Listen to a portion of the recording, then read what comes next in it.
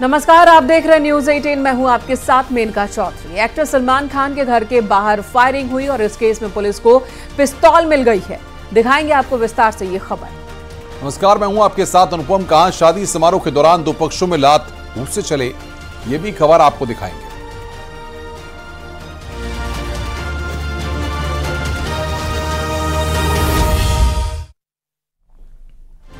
सलमान खान के घर के बाहर हुई फायरिंग मामले में मुंबई क्राइम ब्रांच को एक बड़ी कामयाबी मिली है। शूटर्स ने वारदात को अंजाम देने के लिए जिन पिस्टल्स का इस्तेमाल किया था वो दोनों पिस्टल बरामद कर लिए गए हैं। 3 मैगजीन और कुछ बुलेट भी बरामद किए गए हैं। देखिए ये रिपोर्ट।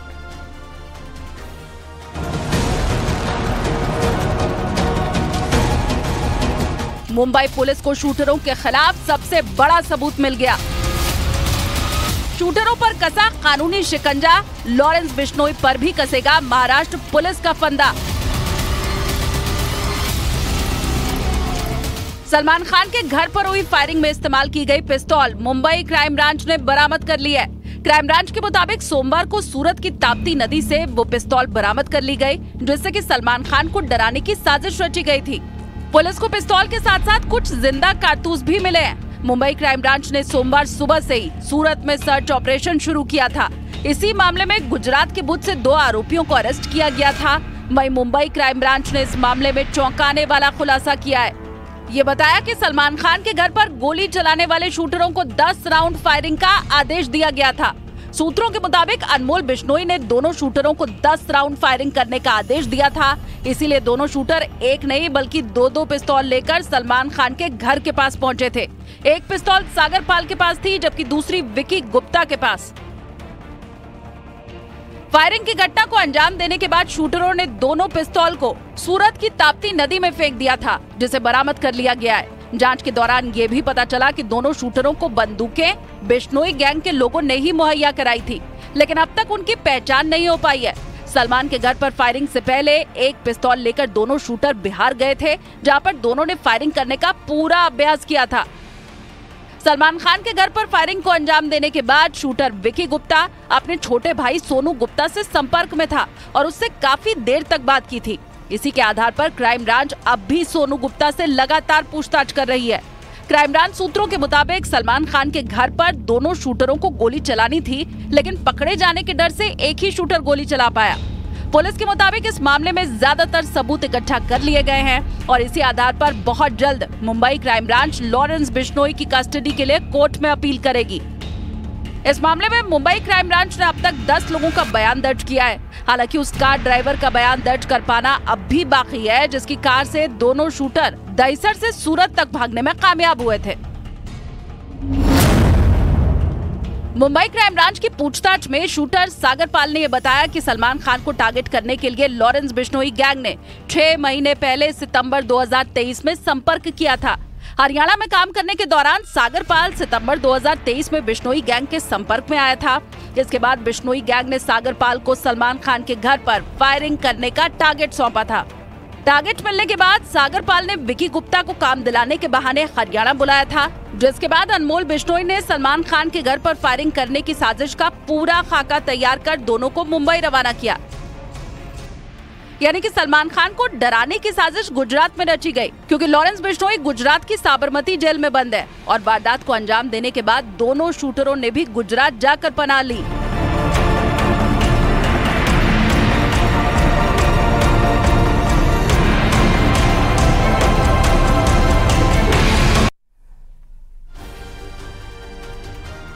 अमरोहा से बेहद ही चौंकाने वाला मामला सामने आया। यहां शादी के दौरान जूता चुराई का नेक देने पर विवाद हो गया। बाद में दो पक्ष आपस में उलझ गए। क्या ये पूरा मामला, आइए इस रिपोर्ट के जरिए देखते हैं।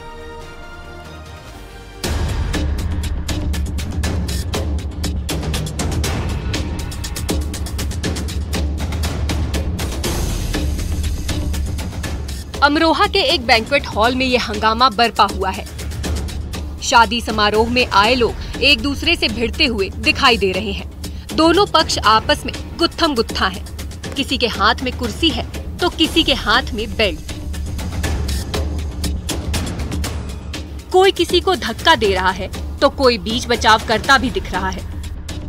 काफी देर तक इसी तरह हंगामा चलता रहा। बैंक्वेट हॉल के कर्मचारी और दूल्हा दुल्हन के घर वाले सकते में आ गए। अब यही संकट खड़ा हो गया था कि शादी हो पाएगी भी या नहीं। दरअसल ये पूरा घमासान जूते चुराई की रस्म को लेकर हुआ। बैंक्वेट हॉल में दो बहनों की साथ में शादी थी। इस तरह हॉल में दो दूल्हे बारात लेकर पहुँचे। कहा जा रहा है कि जूता चुराई का नेक देने की बात आई। दुल्हन पक्ष की लड़कियों ने दूल्हे से नेक देने को कहा। एक दूल्हे ने तो 5,000 रुपए निकाल कर दे दिए, लेकिन बारात लेकर पहुँचे दूसरे दूल्हा पक्ष को यही बात नागवार गुजरी। दूसरी बारात वाले लोगों को ये अपनी बेइज्जती लगी। फिर क्या था, पहले दोनों बारातियों की आपस में कहासुनी हुई। मामला इतना बढ़ गया कि बात हाथापाई तक पहुँच गई। दोनों बारात में शामिल लोगों के बीच मारपीट होने लगी। पूरी घटना सीसीटीवी में कैद हो गई है। मारपीट में दोनों पक्षों से 5 लोग घायल हो गए। कार में तोड़फोड़ की भी बात सामने आ रही है। दुल्हन पक्ष के लोग भी हैरान थे। जब हंगामा खड़ा हो गया तो सभी को चिंता सताने लगी। बाद में मामला पुलिस थाने में भी पहुंच गया। पुलिस ने घायलों को नजदीक के अस्पताल भेजा। शादी में खलल ना पड़े इसके लिए दोनों पक्षों को समझाया गया। आखिरकार समझौता भी हो गया।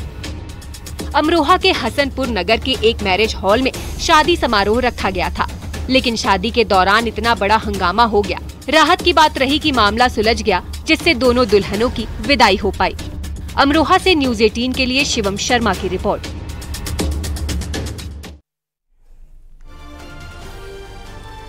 लखीमपुर खीरी के मशहूर शिव मंदिर में ड्रेस कोड बना दिया गया है। मिनी स्कर्ट और फटी जीन्स पर रोक लगा दी गई है। देखिए ये रिपोर्ट।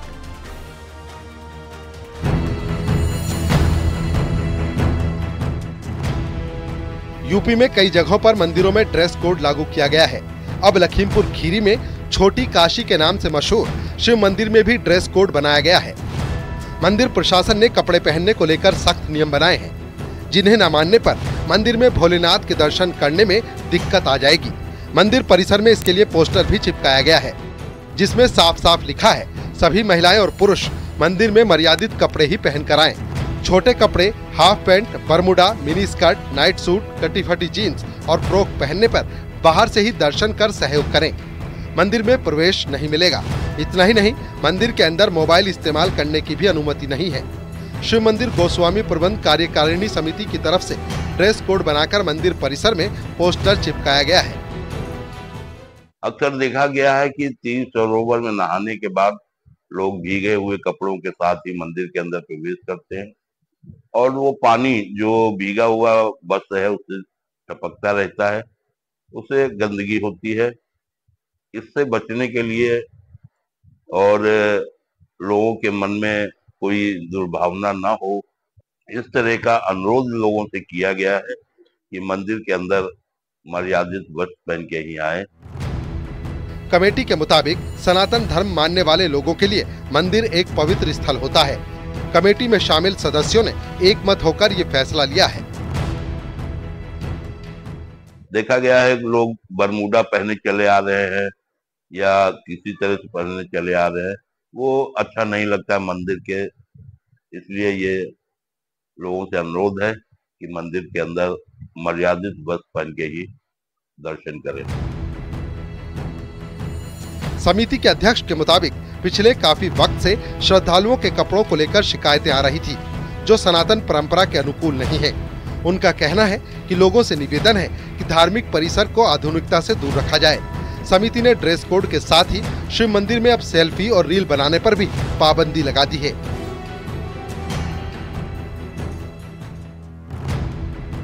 अभी तक तमाम श्रद्धालु मंदिर में पूजा अर्चना के बहाने सेल्फी लेते थे, मंदिर का वीडियो बनाकर सोशल मीडिया पर डालते थे, लेकिन अब मंदिर प्रशासन ने यहाँ पर सख्ती दिखाई है। मंदिर परिसर में अगर कोई रील बनाते हुए दिखाई देता है तो वॉलंटियर उसे रोक देंगे। लखीमपुर खीरी से न्यूज़ 18 के लिए मनोज शर्मा की रिपोर्ट।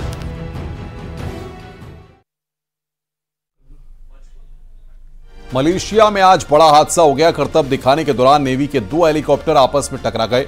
इस हादसे में 10 लोगों की दर्दनाक मौत हो गई है। देखिए हमारी ये रिपोर्ट।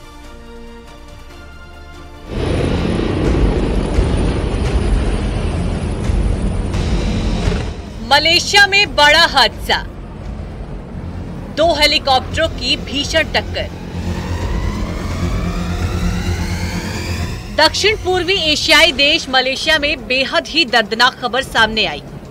मलेशिया में सुबह के समय आसमान में उड़ रहे नेवी की दो हेलीकॉप्टर्स आपस में ऐसे टकराए जिसके बाद तो कई लोगों का काल आ गया। हादसे में 10 लोगों की दर्दनाक मौत हो गई।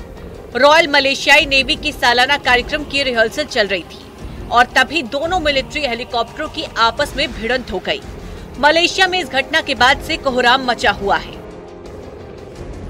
नेवी की ये रिहर्सल लुमुट के रॉयल मलेशिया नेवी स्टेडियम में हो रही थी। हादसे का वीडियो फुटेज बेहद ही दहशत में डालने वाला है। अब शुरू से ये वीडियो देखते हैं। करतब दिखाने के दौरान हेलीकॉप्टर आसमान में परफॉर्मेंस बनाकर उड़ रहे थे। वीडियो में 7 हेलीकॉप्टर देखे जा सकते हैं।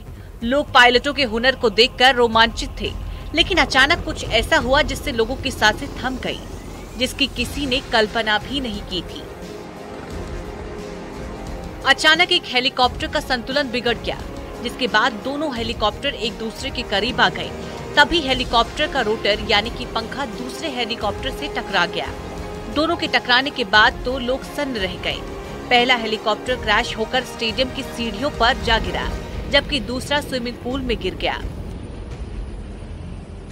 मलेशियाई नौसेना ने इस घटना पर बयान जारी कर कहा कि ये हेलीकॉप्टर नेवी की 90वीं वर्षगांठ के मौके से पहले सैन्य परेड की रिहर्सल कर रही थी। इस घटना में नेवी ने 10 लोगों के मारे जाने की पुष्टि की है।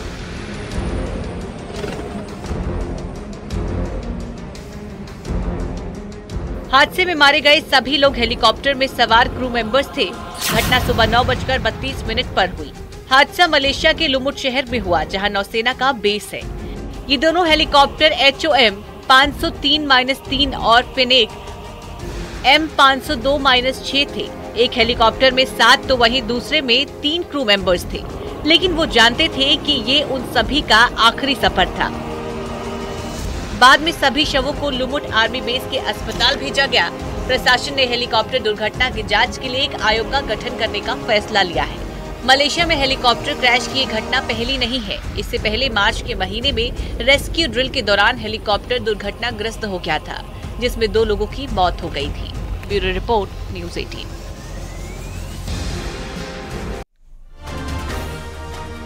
यहाँ रुकेंगे एक ब्रेक के लिए। खबरों का सिलसिला लगातार जारी है।